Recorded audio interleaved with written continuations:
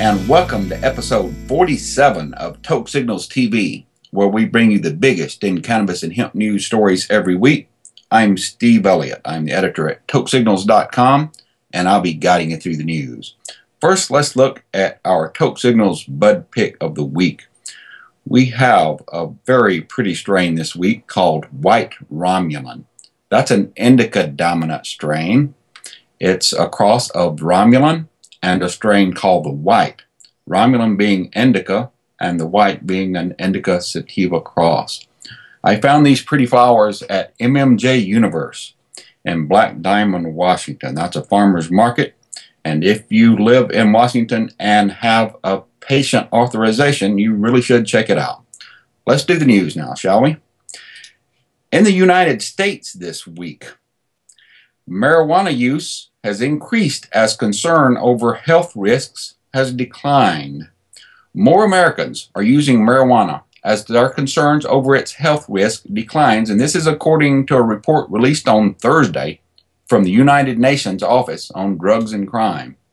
Data in the 2014 World Drug Report reveals that more people in the United States are bucking a global trend towards less cannabis use, according to Reuters. UNODC said it's still too early to understand the impact of marijuana legalization in Colorado and Washington, as well as in the South American country of Uruguay. But research suggests that perceptions of risk have declined when it comes to cannabis.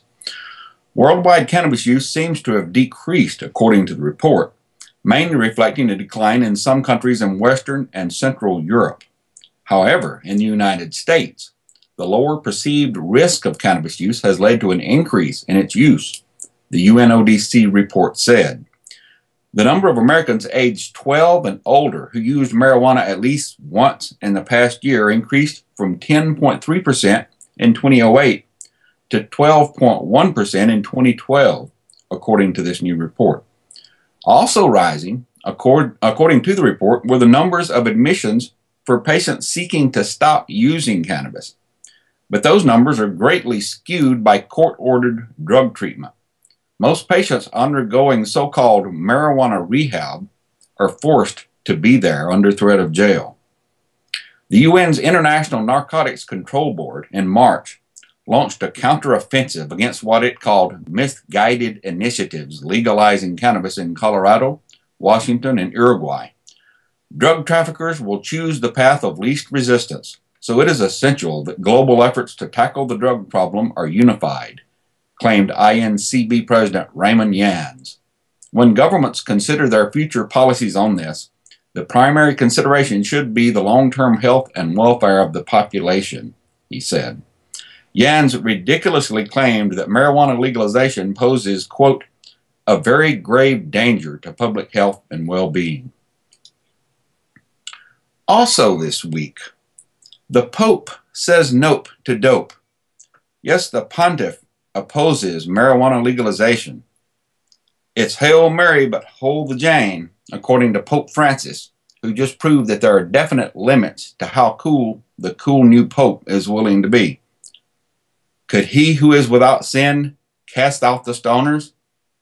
The Pope has been taking social media by storm, bringing the Roman Catholic Church into the 21st century, and has garnered an enormous amount of good publicity in doing so. But he isn't willing to endorse the legalization of marijuana.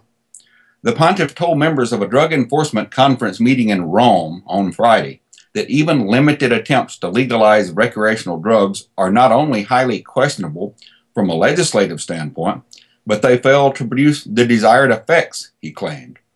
Let me state this in the clearest terms possible, the Pope said. The problem of drug use is not solved with drugs. Drug addiction is an evil, and with evil there can be no yielding or compromise. Yeah, this dude sounds as bad as Nancy Reagan. Pope Francis has frequently railed against the evil of drugs and has met with recovering addicts on several occasions. I applaud the Pope for taking a stand, said Plymouth County, Massachusetts Sheriff Joseph D. McDonald, Jr. Speaking locally with the legalization of medical marijuana, I think it's a huge mistake, the sheriff said.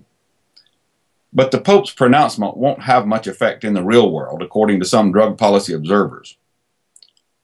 I think the Pope's influence in modern society is shrinking all the time, and I think a lot of it has to do with the experiences people here in New England have had with the Catholic Church, which have not been exactly pleasant, said Bill Downing, treasurer of Bay State Repeal, a group working to put a referendum on the 2016 ballot to legalize cannabis. Of course, the cops were quick to jump on the clueless Pope's statement as validation of their stupid drug war. We have seen the evil that drugs cause to every segment of society, and contrary to what opponents say, we agree that any type of unauthorized drug use leads to problems, claimed Wayne Sampson, executive director of the Massachusetts Chiefs of Police Association. Anybody in a position of leadership that recognizes the dangers of drugs to our community, we certainly appreciate that support, Sampson said of the Pope's statement. Michael Cutler, a Northampton attorney associated with the National Organization for the Reform of Marijuana Laws, NORML, said the Pope isn't in charge of the cannabis laws. I'm not about to tell the Pope what to do, Cutler said. He's a religious leader. If you had a law enforcement problem, would you go to the local priest? If you have a medical problem, do you go to the priest? These are things that are dealt with by medical experts and police.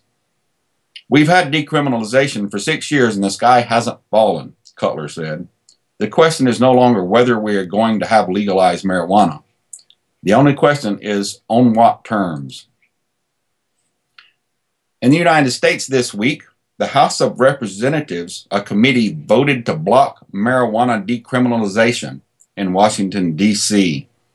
The House Appropriations Committee, on Wednesday, passed a Republican-sponsored amendment to the 2015 Financial Services and General Government Appropriations Bill intended to prevent the District of Columbia from implementing its recently passed law decriminalizing the possession of marijuana. It also has the potential to end the district's medical marijuana program. The amendment was offered by GOP Representative Andy Harris from Maryland, and it passed by a vote of 28 to 21. It prohibits D.C. from spending federal funds, or even its locally raised funds, to carry out any law, rule, or regulation to legalize or otherwise reduce criminal penalties for marijuana. The District of Columbia City Council passed a law in March replacing its criminal penalties for possession of less than an ounce of marijuana with a nominal $25 fine, and it is scheduled to take effect on July 17th. This law was largely a response to an ACLU report showing blacks in the District of Columbia are roughly 8 times more likely to be arrested for marijuana than whites, despite similar rates of usage. In 2010, 91% of all marijuana arrests in D.C. were of African Americans. The district's medical marijuana law is the product of a 1998 initiative. It was not implemented until 2010 due to a provision in federal law, similar to the amendment offered by Representative Harris, which was not repealed until 2009. The full House of Representatives passed an amendment on May 30th, aimed at preventing the Department of Justice from enforcing federal law against patients and providers who are in compliance with state medical marijuana laws. The Marijuana Policy Project and other advocates will seek a floor vote to remove this amendment from the bill when it proceeds to the House floor. We cannot depend on consistency or an aversion to hypocrisy to save our law, said Congresswoman Eleanor Holmes Norton, Democrat from D.C. We simply have to fight, and fight we will. The District of Columbia wisely decided to stop wasting its own resources enforcing ineffective and racially biased laws, and to allow those with serious illnesses whose doctors recommend it to use medical marijuana, said Dan Riffle, Director of Federal Policies with the Marijuana Policy Project. Unfortunately, unlike every state in America that gets to determine its own laws, Washington, D.C. laws are reviewed by Congress, where Washington, D.C. residents have no voting representatives. Marijuana is significantly less harmful than alcohol, and polls clearly show most Americans want to see it treated that way, Riffle said. We'll do everything we can to restore democracy in D.C. and ensure this regressive amendment is rejected when it is considered by the full House. Mr. Harris's antiquated, unscientific views on marijuana should be his constituents' problem, not the District of Columbia's, Riffle said. It is outrageous that members of Congress are trying to overturn a locally enacted law that has the overwhelming support of D.C. voters and the D.C. Council, said Bill Piper, Director of National Affairs with the Drug Policy Alliance. That Representative Harris is picking on a majority black district and no other jurisdiction with marijuana decriminalization is very telling, Piper said. His own state has decriminalized marijuana, but he's not interfering with it. This new law is viewed by D.C. lawmakers and advocates as a model for other jurisdictions looking to reduce racial disparities in the criminal justice system by setting just a $25 fine, which is the lowest civil fine for possession among 18 states that have decriminalized small amounts of marijuana. D.C. lawmakers cited the need to be responsive to social factors such as homelessness in the district and high rates of poverty in D.C. Wards that have seen the greatest number of marijuana arrests in D.C. happen to be the lowest income areas. Surprise, surprise. The D.C. law takes effect in a few weeks. The amendment passed by committee Republicans wouldn't take effect until late this year, assuming it passes the House and the Senate and is signed by President Obama. Now, should this Republican-led amendment take effect later this year, it may interrupt enforcement by D.C. police officers of the civil fine and marijuana seizure provisions of the law. This could have the practical effect, according to some experts, of making marijuana possession essentially legal in the nation's capital. Advocates also warn that enactment of this amendment into federal law could interrupt the D.C. government's regulation of the district's medical marijuana program. D.C. lawmakers recently decriminalized marijuana possession because the people of the District of Columbia demanded an end to the disproportionate arrest of African Americans for small amounts of marijuana, said Dr. Malik Burnick, D.C. policy manager with the Drug Policy Alliance. Any effort by Congress that would block D.C.'s efforts to reform its marijuana laws denies the people of the nation's capital the democratic right to pursue racial and social justice. Also in the United States this week, New Jersey Governor Chris Christie says he wouldn't treat marijuana states well as president.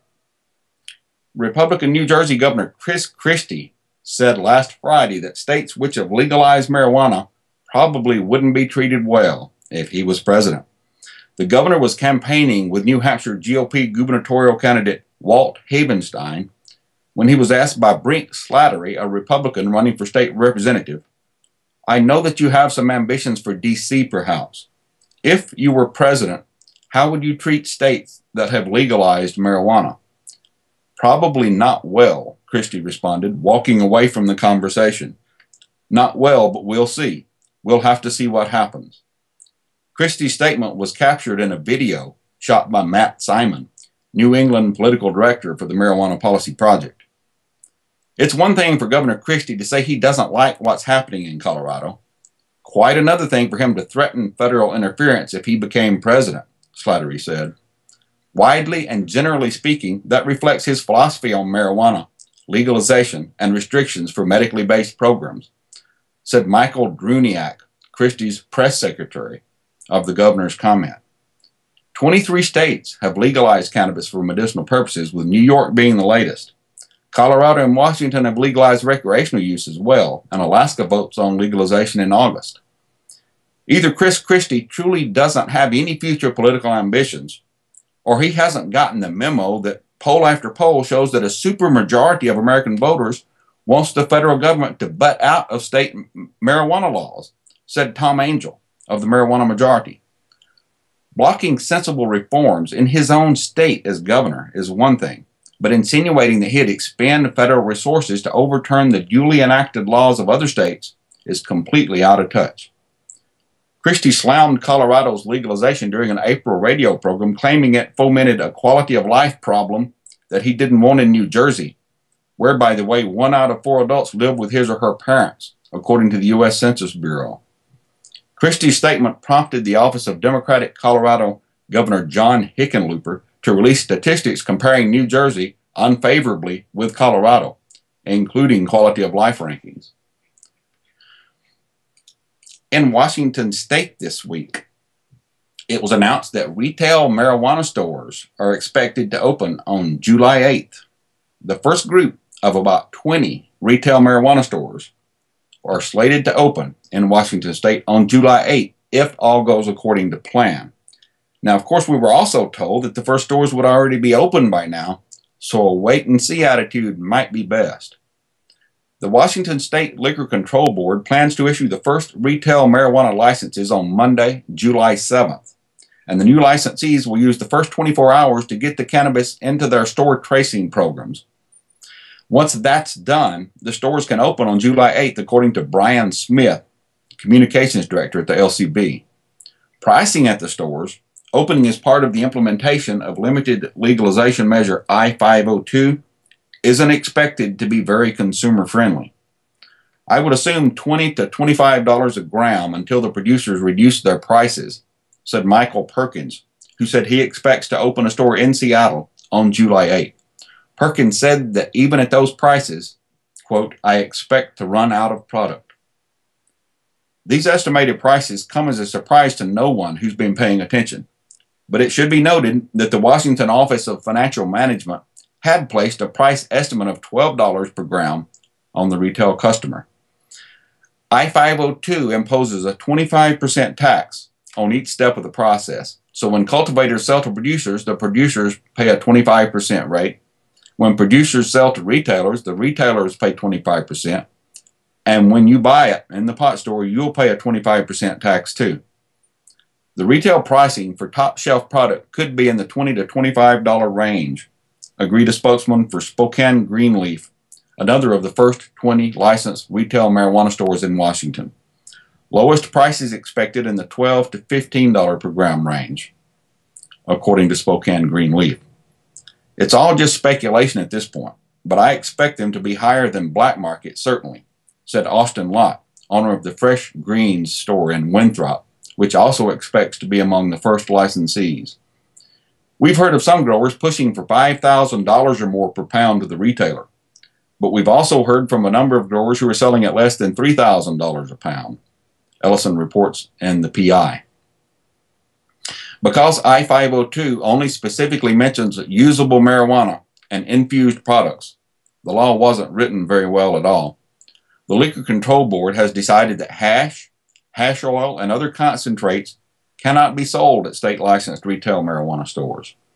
But to qualify as infused, concentrates could contain just a little inert oil or juice to qualify. Now, the LCB has yet to set minimum thresholds for what constitutes infused products.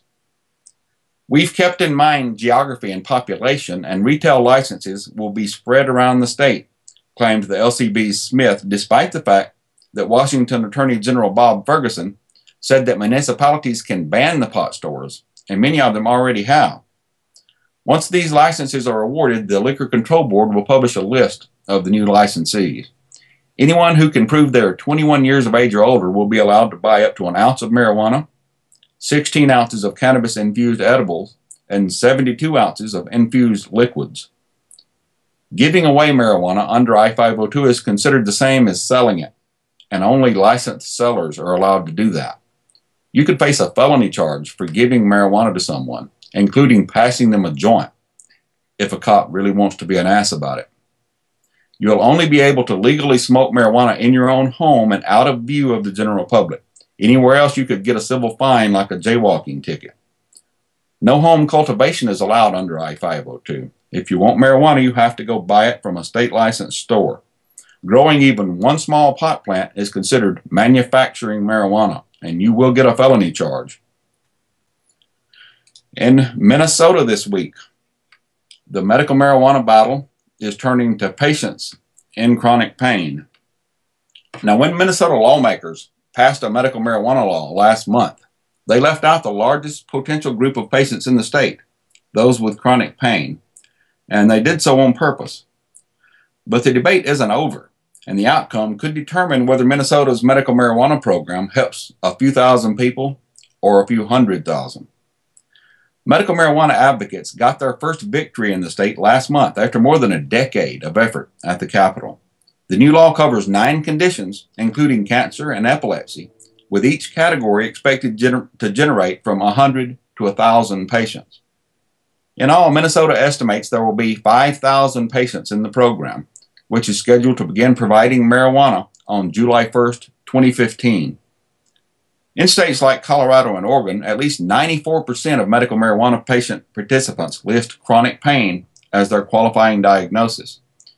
Minnesota officials estimated that adding intractable pain to the list of qualifying diagnoses would add about 33,000 patients to the program, but there is some evidence that estimate might be low. State officials based their estimates on patient participation in Arizona's medical marijuana program, but Arizona has a low participation rate of just 0.7% of state residents. In Oregon, the rate is 1.5%, and in Colorado, the rate is 2.2%. A 2% participation rate in Minnesota would mean 100,000 patients. This new law allows medical marijuana to be used for pain, but only by those with cancer and other terminal diseases. I don't have cancer, but I do have rheumatoid arthritis, said Cindy Rollins, 57. What's the difference in my pain? I'm not dying? Rollins said she couldn't use prescription painkillers because of the over-sedation they cause for her.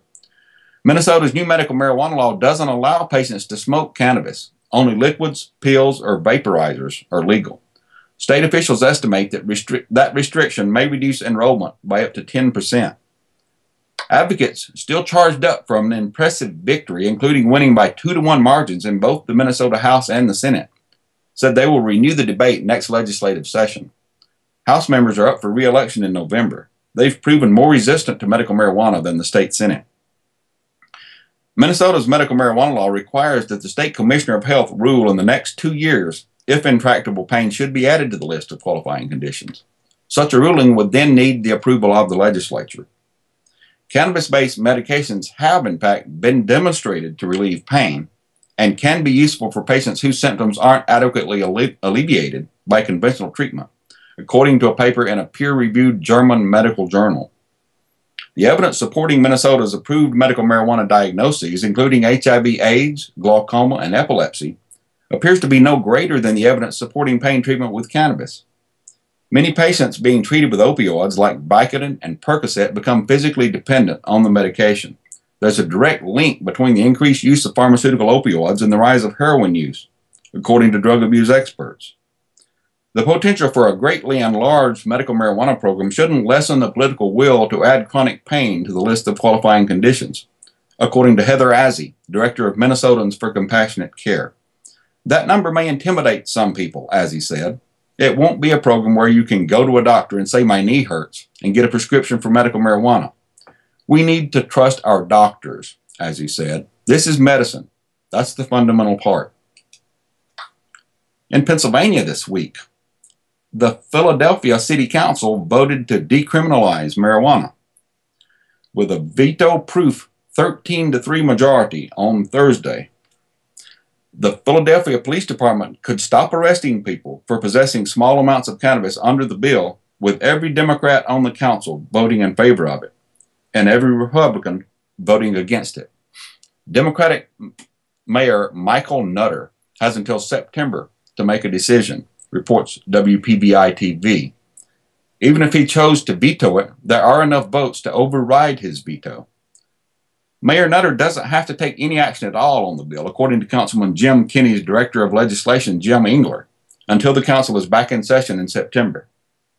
The mayor could either sign the bill, veto it, or do nothing at all, which would result in the bill becoming law without the mayor's endorsement. The mayor's spokesman, Mark McDonald, wouldn't immediately say if Mayor Nutter plans to sign the bill. Under the measure, the police would no longer be required to arrest adults for the possession of 30 grams or less of marijuana. Possession of such amounts would still be punishable by a $25 fine. Officers could still arrest someone they couldn't properly identify, or someone with outstanding warrants, of course, and it would not change law enforcement policy on selling marijuana, driving under its influence, or possession by minors. Bill sponsor Councilman Jim Kinney said that Philadelphia is the only city in Pennsylvania that sends marijuana offenders to jail instead of giving them a summons. He said the new policy could save the police and the courts an estimated $4 million a year. But GOP Councilman Brian O'Neill claimed money was beside the point and that marijuana should be opposed at all costs. I've already heard from parents, O'Neill claimed. They're not concerned about what it's going to save the city if their kids wind up with drug problems. And I don't want to legalize a drug like marijuana that most parents fear because they know it's a gateway drug. Councilman O'Neill, of course, has absolutely no idea what he's talking about. Big surprise there. The hoary old gateway theory was scientifically disproved years ago and survives only in the aging memories of dedicated reefer madness warriors and those clueless enough to fall for their foolishness. Councilwoman Cindy Bass, who supported the bill, said the police department's resources should be focused elsewhere. To spend the time and the amount of money that is really required to prosecute someone with small amounts of marijuana, while we have so many other bigger issues in the city, does seem a little bit not where we need to be headed, Bass said. Before we go, there is a must-read story that you should check out on Toke Signals this week. It's one I wrote called The Marijuana Rehab Scam and the Myth of Cannabis Addiction. It was inspired by this week's news that the number of children receiving treatment for addiction in the UK, addiction to cannabis, has hit a record high, with one expert warning the age they try the drug for the first time has fallen, which places them at great risk. That's the beginning of the latest marijuana scare story in the UK edition of the Huffington Post. Such a bastion of liberal reporters wouldn't lead us astray when it comes to accurate cannabis information, would it? Well, yeah, it turns out that they would. In fact, according to the HuffPo UK story by Jack Summers, 68% of all those under 18 who received medical treatment for substance misuse in England in 2012 and 2013 were children who cited cannabis as their main problem drug.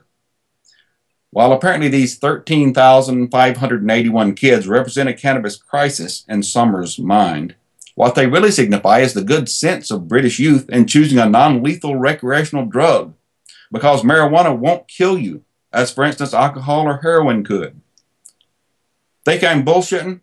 The almost 50% increase in numbers being treated for cannabis, basically the poor kids who got caught and were required to face some sort of consequences, that is, bogus marijuana rehab, was accompanied by a 29% drop in the number being treated for alcoholism. For heaven's sakes, don't send them to rehab. Give these young people some accolades for making the healthier choice. If you want to read the rest of that article, you can check out the whole thing this week on tokesignals.com. Once again, the article is called The Marijuana Rehab Scam and the Myth of Cannabis Addiction. You definitely want to check that out.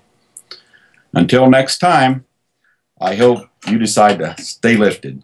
See you then.